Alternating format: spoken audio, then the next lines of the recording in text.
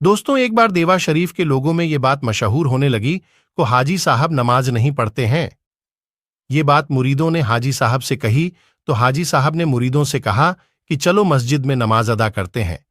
तो आप नमाज पढ़ने के लिए इमाम के पीछे खड़े हुए। जब नमाज खत्म हुई तो हाजी साहब ने इमाम साहब से कहा कि सुना सुना इमाम साहब, आज इस बूढ़े को बहुत थका लिया। इमाम साहब ने कहा, हाजी साहब ऐसा क्यों कह रहे आप, मैंने तो बस नमाज पढ़ाई है।